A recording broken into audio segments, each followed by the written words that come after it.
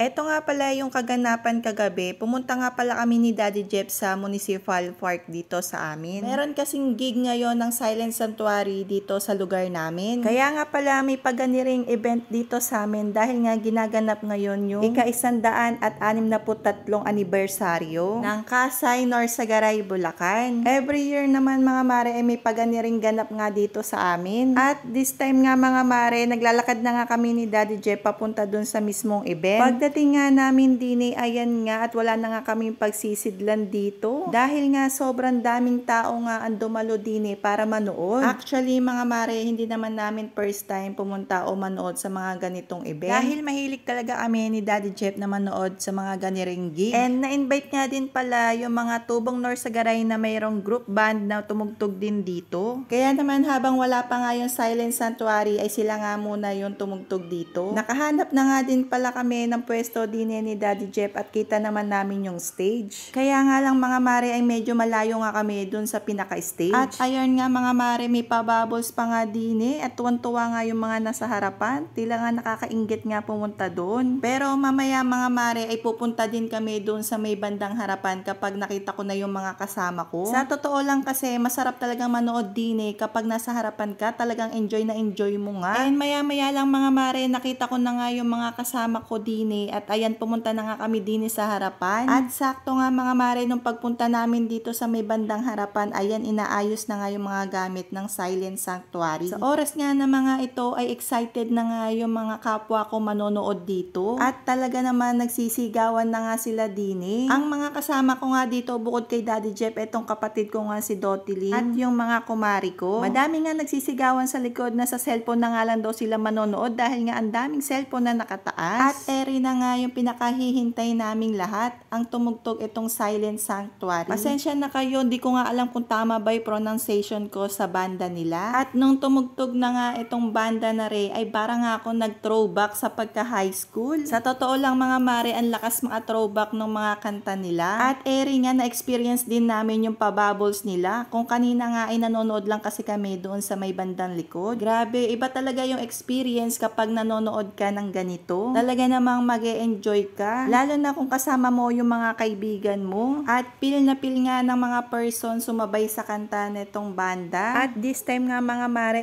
tingnan nyo, para nga kaming naliligo dito. Libre na nga ang pasabon. Yun nga lang ay sa bahay pa nga daw kayo magbabanlaw. Bago nga kami pumunta dito ay fresh na fresh pa nga kami. At nagplancha pa nga ako ng buhok dyan para unat na unat. Pero mababasa lang pala kami din pero okay lang yon mare. At nag-enjoy naman ng mga person.